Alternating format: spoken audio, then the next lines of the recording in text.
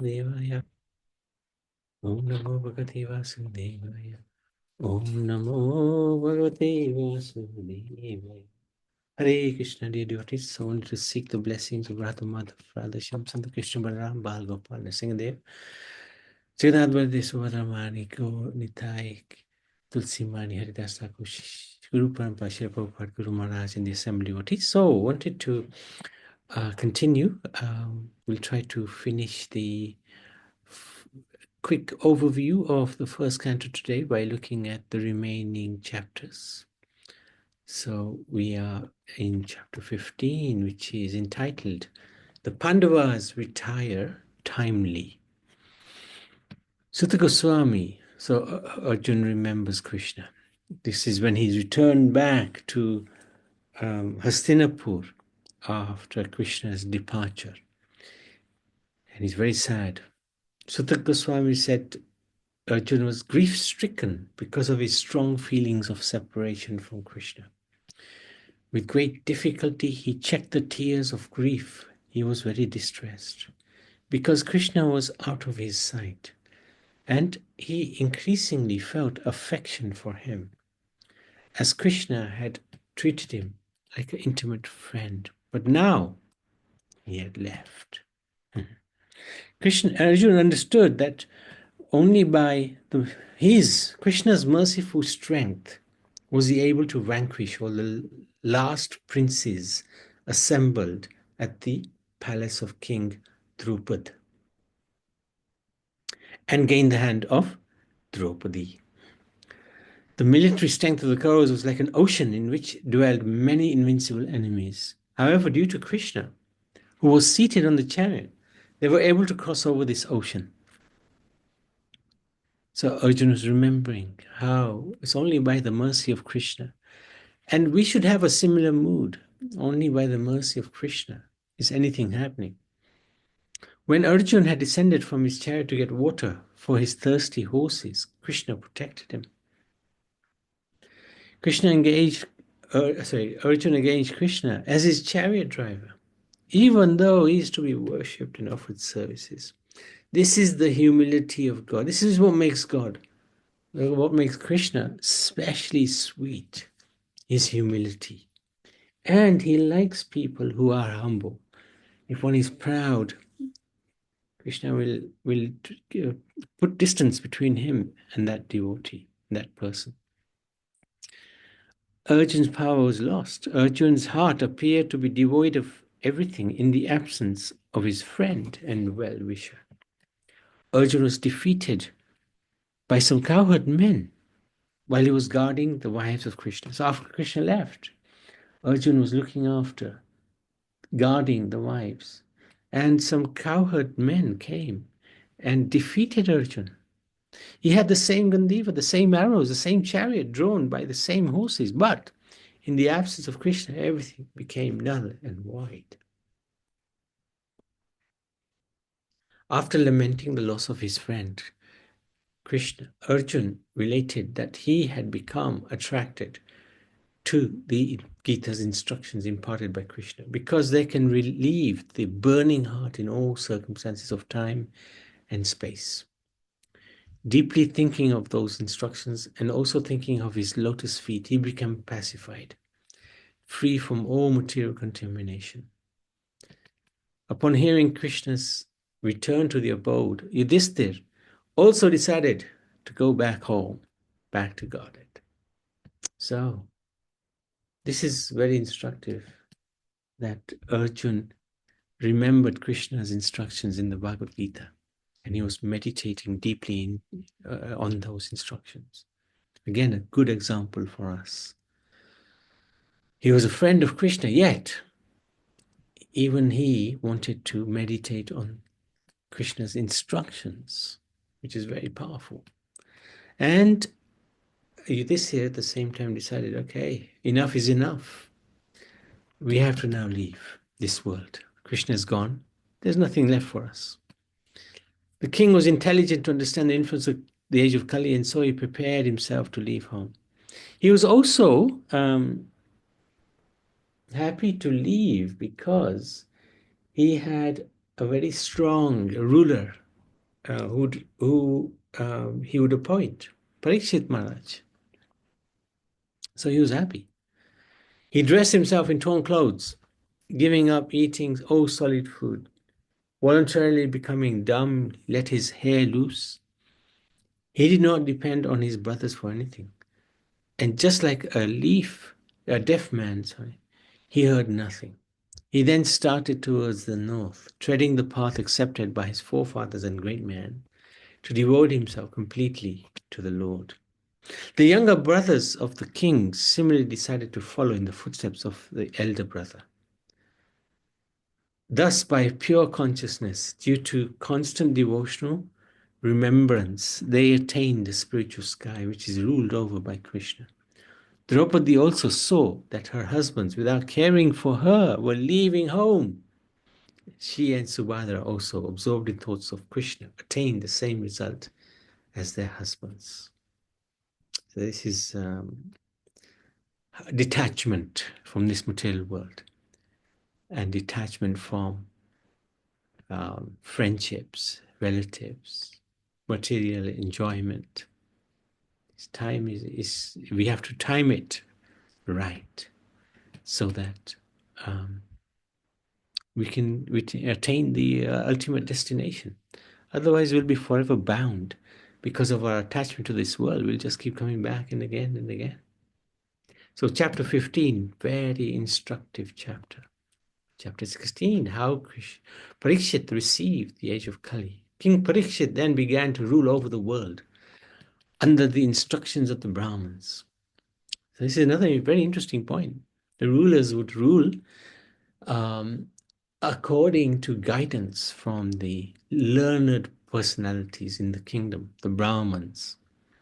After selecting Kripacharya, Kripacharya was the brother-in-law of Dronacharya. Kripa and Kripi. Kripi was a wife of Dronacharya, whose brother was Kripacharya. After selecting Kripacharya for guidance as his spiritual master, he performed 3 horse sacrifices on the banks of the Ganga. Once, when Parikshit was on his way to conquer the world, he saw the master of Kali Yuga, who was lower than the Shudra, disguised as a king, hurting the legs of a cow in a bull. The king at once caught hold of him in order to punish Kali. He was a strong king. Shonakrishi asked Sutta Goswami to explain these pastimes in detail. Devotees of the Lord are accustomed to licking up the honey available from the lotus feet of the Lord.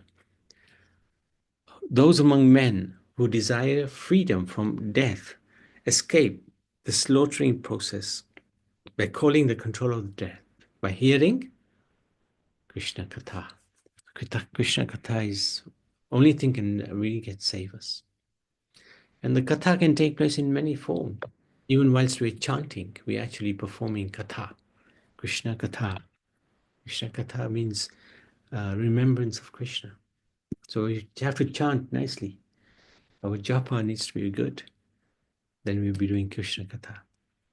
When Parikshit was residing in his capital, the symptoms of the age of Kali began to infiltrate within the jurisdiction of his state. He took a bow and arrow and prepared himself for military activities, conquering all parts of the earth. So this is Sutta Goswami explaining in some detail the activities of Parikshit. Wherever he went, he continuously heard the glories of his forefathers, the Pandavas, and also the glorious acts of Krishna. And so he became overwhelmed with devotion to the lotus feet of the Lord. He hadn't met the Supreme Lord necessarily, except in the womb, right? Except in the womb.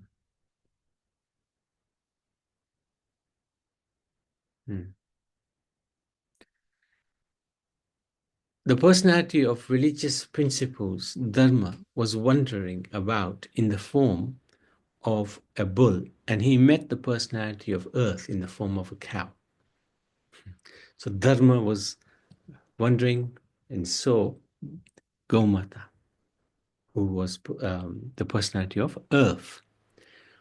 And Gomata appeared to grieve like a mother who had lost her child. She had tears in her eyes and the beauty of her body was lost.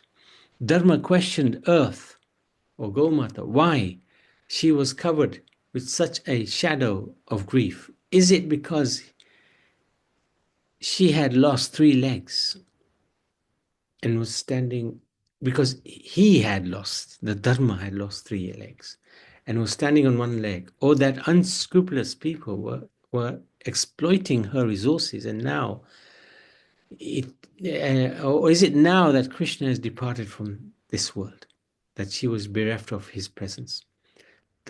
Further stated that the powerful influence of time, which conquered the most powerful, must have forcibly taken away all your fortune, which was adored even by the demigods. So Dharma is asking questions. Why are you so unhappy? Earth in the form of cow replied that Krishna, the reservoir of all goodness and beauty, had completed his pastimes on earth. In his absence, the age of Kali had spread its influence everywhere, and she was sorry to see this condition of existence. The Lord appeared in the Yadu family, and he relieved us both from our burdens. When the Lord was present, um, he destroyed many of the kings who were themselves destroying the resources of the earth. So he gave relief to earth, he gave relief to Dharma.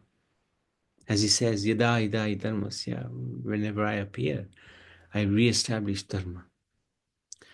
I was endowed with specific powers to supersede the fortune of all the 3 planetary systems by becoming decorated with the impressions of the flag, thunderbolt, elephant driving rod, and lotus flower, which are the signs of the lotus feet of the Lord.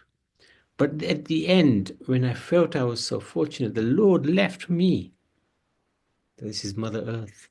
Who can tolerate the pangs of separation from Krishna? While the bull and cow were talking, the saintly king Parikshit reached the shore of the Saraswati river, which had flowed towards the east.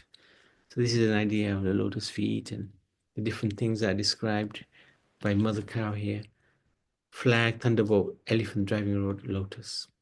So lotus is there, flag is there, elephant driving a rod. I think that's it there.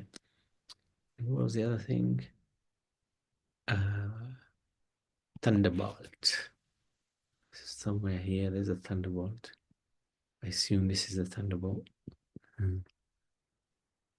Chapter 17. So, Parikshit challenges Kali because the punishment and reward of Kali. After reaching that place, the king observed a low-caste Sudra dressed as a king was beating a cow and a bull with a club, as if they had no owner. Parikshit challenged the rogue and asked him how dare he beat an innocent cow just because Krishna and Arjuna are out of sight. He threatened him with the punishment of death. The king said to the cow that she no longer needs to lament, as there is no need to fear this low-class Shudra, and as long as he is alive as the ruler, there is no cause for her to cry. The king asked the bull, who has cut off the 3 legs? The bull Dharma replied, this is actually very difficult to ascertain. The particular miscreant. So the bull is very intelligent. Dharma is very intelligent. Who has caused our sufferings, because there's so many causes of happiness and distress. The king said to the bull that he knows the truth of religion, and he is speaking according to principles that are the destination intended for the perpetrator of religious acts is also intended for one who identifies a perpetrator. In case of a benefit, no one will deny that it is God sent. In a case of loss and reverses, one becomes doubtful about how the Lord could be so unkind to his devotee so as to put him in great difficulty. So this is a really powerful point. When we're happy, we almost forget God. Almost forget God. Or we may say, oh yeah, this is thanks to God. But when unhappiness comes our way, when difficulties come, we can begin to lose our faith in God. How can the Lord be so unkind? But we have to understand that we cannot point the finger at the Lord. We cannot point the finger at anybody else, because our own karmas are giving us our rightful fruits. So we can only blame ourselves and take responsibility. That's the easiest way to deal with any problems. I take responsibility. I am the cause, and I'm not going to blame anybody else. We become very strong if we do that.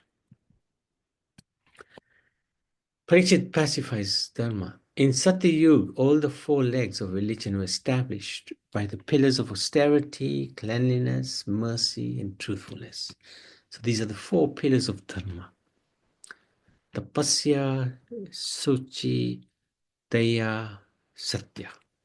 However, due to irreligion in the form of pride, lust, intoxication, three legs are broken.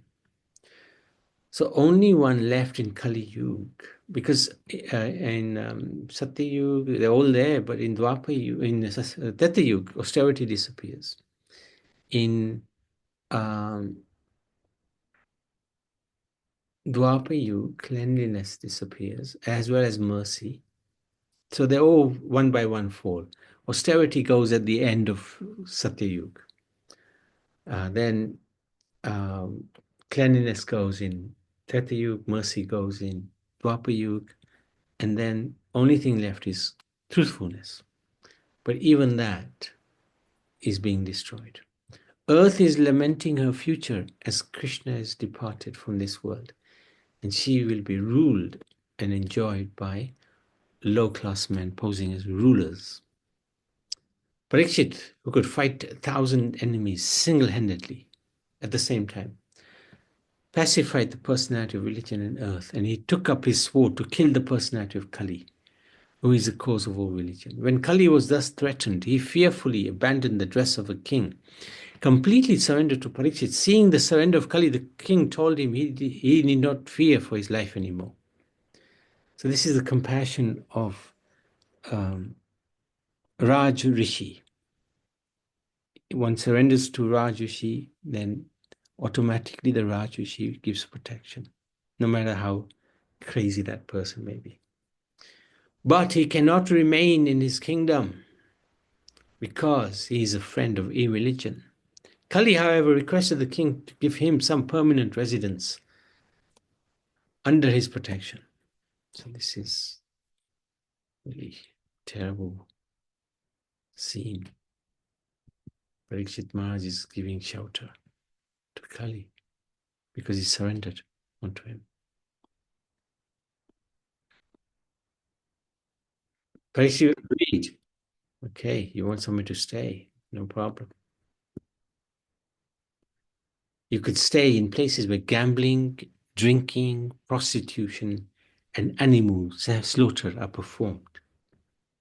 Those are the four regulatory principles that we try to follow and keep ourselves above sin. But Kali was not happy. He said, I asked for more, something more.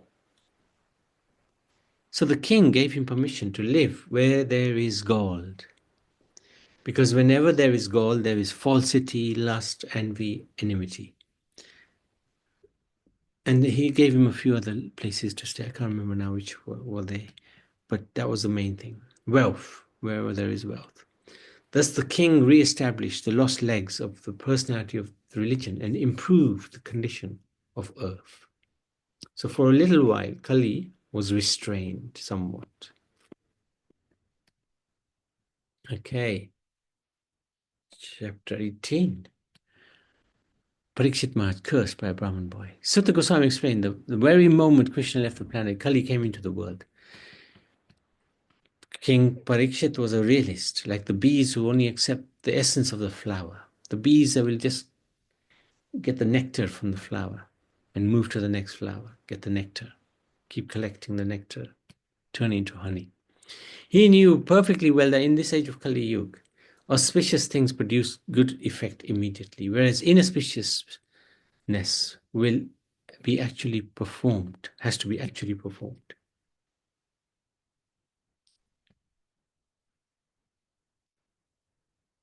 He was never envious of the personality of Kali. The king considered that less intelligent men may find that Kali to be a very powerful, but also a self-controlled person would have nothing to fear. So yes, Kali is powerful, but if we take shelter of Krishna, we're always under the protection of Krishna. So um, this is an important point. Nectarian Kishkatha. The sages said to Sutta Goswami that they had just begun the performance of this fruitive activity, a sacrificial fire, without certainty of its results, due to many imperfections in their actions. So this is Shonakrishi. The sages are saying to Sutta Goswami, we did this yagya to stop Kali, but their bodies became black from the smoke, but were factually pleased by the nectar of lotus feet of Govinda, which he, being a devotee, Sutta, is distributing and urged Sutta to narrate the pastimes of the Lord. So they wanted to hear more and more and more. Please just keep going, keep telling us. Sutta said to that the personality of Godhead is unlimited and there is none equal to him. Consequently, no one can speak of him adequately. How much are you going to glorify? He's unlimited. Even Anantashesh has 1,000 mouths. He's been glorifying the Lord, Supreme Lord, since the beginning of time. And he hasn't found an end yet, with all those thousands of mouths. He will try to describe the transcendental pastimes as far as his knowledge will allow. As the birds are flying in the sky as far as the capacity allows, so do the learned devotees describe the Lord as far as their realization allows. Anyway, back to the story. Once King Parikshit was hunting in the forest. He became tired, hungry, and thirsty. Searching for water, he entered the hermitage of the well-known Samika Rishi. The sage was in deep meditation. The king, being thirsty, felt insulted and angry that he was not received properly. He was, after all, the king, Raj Rishi. So naturally, he felt a little bit offended. When leaving, the king picked up a lifeless snake with his bow and angrily placed it on the shoulder of the sage. Then he returned to his palace. So this was a mistake. And one of the reasons why he made that mistake was he's wearing a golden helmet. He allowed Kali to stay in gold. So Kali immediately entered his own helmet and influenced this behavior, which was very unbecoming of the Raj Rishi Parikshit. Anyway, it's a small offense. The sage had a son, Shringi, who was very powerful, being a Brahmin son. He found out what happened and he cursed the king that on the 7th day from today, a snake bird will bite the king because of his breaking the laws of etiquette and insulting his father. That's a heavy punishment for such a small transgression. Thus, the downfall of a Vedic system was caused by the misuse of Brahmanic power. Samika, the father's lamentation. The father heard that from the son that the king had been cursed, although he should never have been condemned, for he was the best amongst all human beings. Raj Rishi.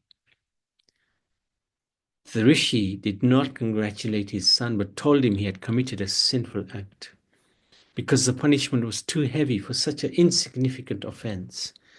The sage prayed to the Supreme Lord to pardon his immature son, who had no intelligence and committed the great sin of causing a person who was completely free of all sins, who was subordinate and deserved to be protected.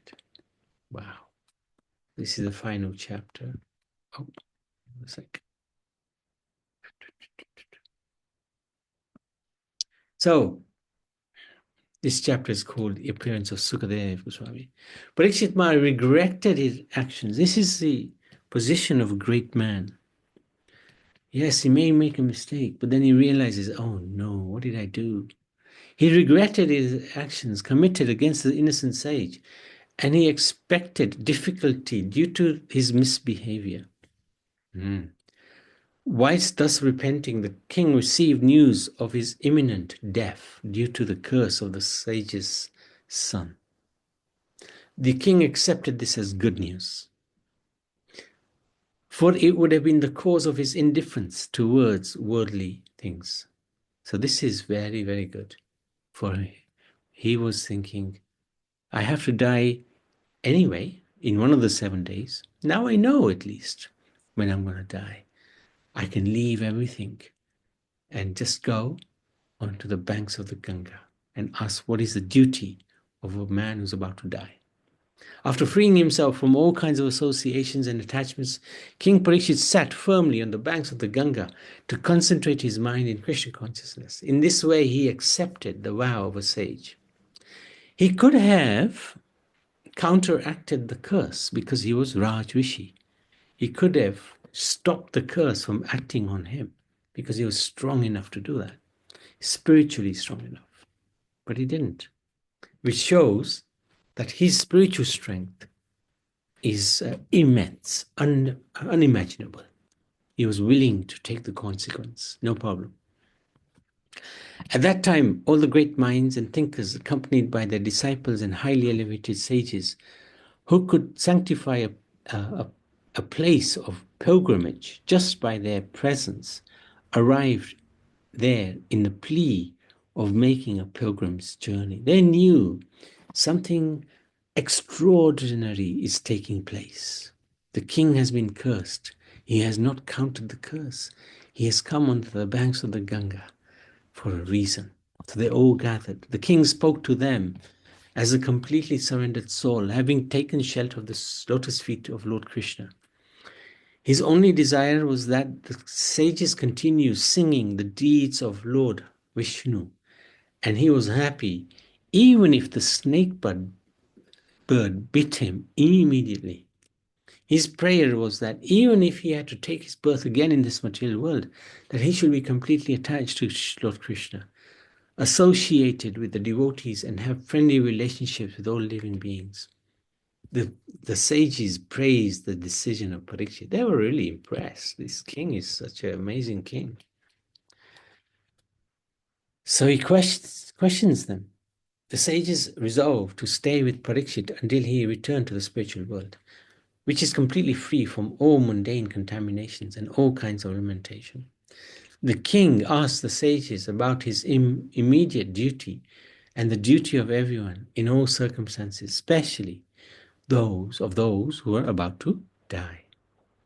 So, very, very important. Bhagavad Gita teaches us how to live. Bhagavatam teaches us how to die. And Bhagavatam is more important than the Bhagavad Gita for that reason. Because when we are leaving the body, we need to know how to do that, how to live when we're leaving the body. So, Sukadev's appearance. At that moment, there appeared the powerful son of Vyasadeva, Sukadev Goswami, who traveled all over the world disinterested but satisfied within himself. He did not manifest any symptoms of belonging to any social order or status of life. He was blackish and very beautiful due to his youth. Because of the glamour of his body and the attractive smile, he was pleasing to women. Though he tried to cover his natural glory, the great sages present honored him by rising from their seats. So you can just imagine a little boy, young boy comes without any clothes, surrounded by children, women as well. And at that time, all these great sages, they include Vyasadeva, Narad Muni, so many great sages were there. They all stood up in respect. Sukadev Goswami sat and was ready to answer any questions without hesitation. So he sat on the Vyasasana. The king approached him, offered his respects by bowing before him, and spoke as follows. Simply by remembering you in our homes, we become instantly sanctified. What to speak of seeing you, touching you, washing your lotus feet, offering you a seat in our homes?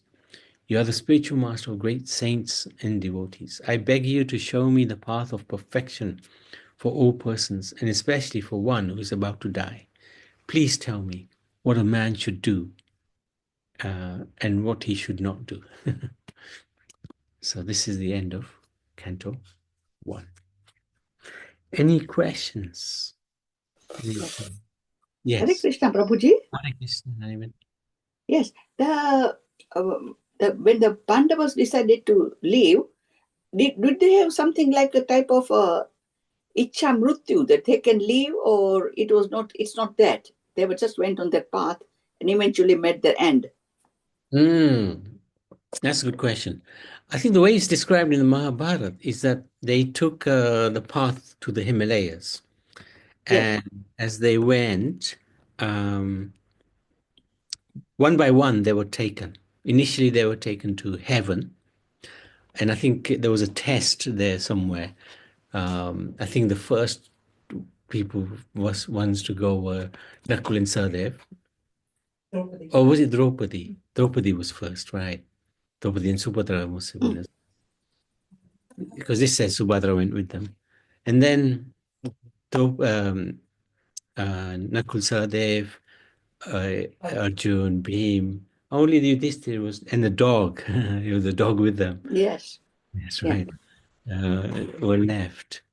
And then Arjun was, Yudhishthira was then taken to heaven, and there he saw Duryodhan and Karn and Shakuni enjoying, and he was told his brothers are in hell. So he said, I think he said something like, I'd rather be with my brothers than heaven. So he was tested. He was tested. Would you like to stay here in heaven and enjoy? But he understood that this is just a test, and he was constantly remembering Krishna as well at this all this time. And then even the dog, they wouldn't allow him. And he said, well, if the dog can't come, then I'm not coming either. He's with me. He has taken shelter of me. I will give him full protection. And if I can't give him protection, then what use am I? So they let he then the Lord revealed himself and said, "You have passed the test. Actually, your brothers, they are waiting for you in the spiritual world." So then they were all united in the spiritual world, something like that. And the dog was Dharamraj. Yeah. Dharamraj, yes. So this was something, a death or something like a death of a Bhishma Pitama, something that they knew they were going to meet their deaths. Unlike other human beings, when we don't. Right. They I not don't quite know. sure about that. Not quite sure about that. I don't think they could choose their time. They decided to go. A little bit like Dhritarashtra. Dhritarashtra, he didn't know the time of his death, but he sat in meditation, and then this fire came from within his body and consumed Yeah. him. So little bit like that. They stopped eating. They were just doing tapasya, walking up the Himalaya. Okay. Okay. Okay. Okay. Because of the different circumstances, they left one after the other. Something like that. So yeah, I think there's quite a mystery as to exactly. No, this is described actually. This is described, but it's not that they knew that they were going to go. No, but they They okay. chose. They just left, went go to the Himalayas one by one, Yeah, and then eventually each of them died. yeah. Each Yeah. of them left, Okay. and they were taken to the appropriate place. Yes, that's Okay. correct. Okay. And second thing is Parikshit Maharaj, when he saw that man of Kali, how did he know this was Kali? He Uh, knew because he was a king, or yeah, because well, Kali was dressed as a king, yes, but he also had the sword, and the sword had blood on it. He saw Dharam in the form of bull with the legs missing. So he's Rajrishi. He knew this he is knew this was Kali. Okay. Kali. Yeah, he knew this was Kali. So because is this bull, who would attack a bull? only a demoniac person. And who's done the attack? Oh, yes, look, he's there. So then he immediately pounced upon Kali and said, I'm going to kill you. But then when Kali took shelter, he couldn't kill him. Once the shelter is taken, then he has to give protection. So he Yeah, was. and yes, he was given protection. Yes, I wish he had killed him. I wish I had killed him. But then Kali has to come. Even Parikshit knows. Yes. Yes, he could have destroyed Kali, but it is the time of Kali to come. He could not stop it because this is the time for Kali to come. He wouldn't stop he could have stopped it. There are sages who have reversed the order of the yugas. They're so powerful. They've reversed it. Yeah, I think, who was it? Was it Markandeya Muni? He actually, he was so powerful. He made Dwapar Yug come before Treta Yug or something like that. So these kings or Raj, the Rajrishis. Rishi, or the Rishis and the Raj, they can do things, but also they would also decide not to interfere with the Lord's plan. So even though it's not perhaps the best of situations, but they know Kali's time has come, so we have to let him do whatever he's doing, and it's a good thing for us because in this age we're struggling. If Kali was not present, we would be in this enjoying mood, but because of Kali, because of our own mentality, which is influenced by Kali, we know this is a crazy world for us, and we need to get out of this world, and we need to focus on the Lord. Otherwise, if we were always in the enjoying mood, when are we going to focus on God?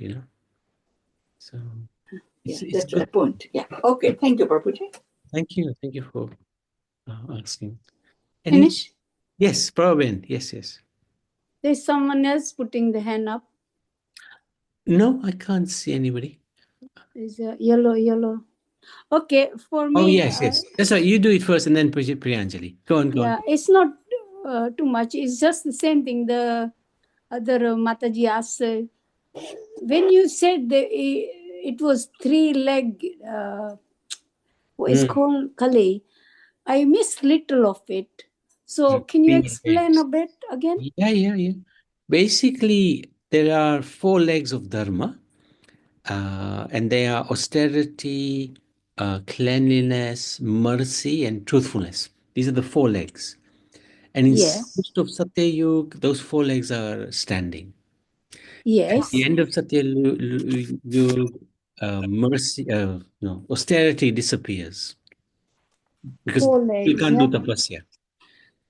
And then in Dwapar Yuga, in Treta Yuga, the next one, cleanliness disappears. And then in Dwapar Yuga, daya disappears.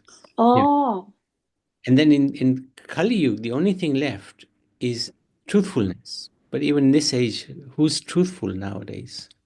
Nobody. So even that's gone. That's gone. So that's why the Kali came. Yes, Kali entered because the 4 legs of Dharma, or at least the 3 legs, were gone. Oh, all right. So that's the 4th leg. Excuse me. The 4th leg is Kali. 4th leg is truthfulness. Truthfulness. Then afterward Kali came. Yes. And Mataji asked just now that how the king knew that he was Kali. Yes, that's right. Because he had the sword and the 3 legs of Dharma had been cut. He had the blood on the sword. So the king saw and he knew this is the person who has chopped off the legs of the Dharma, the bull. Bull, all right. And the bull had the 4 legs. Is that what you're saying? Yeah, there's a bull. All right. There you go. All right. That's right. Yes, I can see. Yeah. All right. Thank you, Prabhuji. Thank you. Hare Krishna, Prabhuji. Thank you. Hare Krishna. Priyanjali? You said that as soon as Krishna left this planet, That's when Kali entered. So Yes. how can he come in so quickly? Because sins can't be done like in 1 second. Not quite in 1 second, but soon after. But what happened, Kali was stopped even after Krishna left. Because what happened, the sages, they performed this yajna to stop the influence of Kali. They did this 1,000-year yajna at Naimisharanya. So Kali entered, but he couldn't influence so strongly.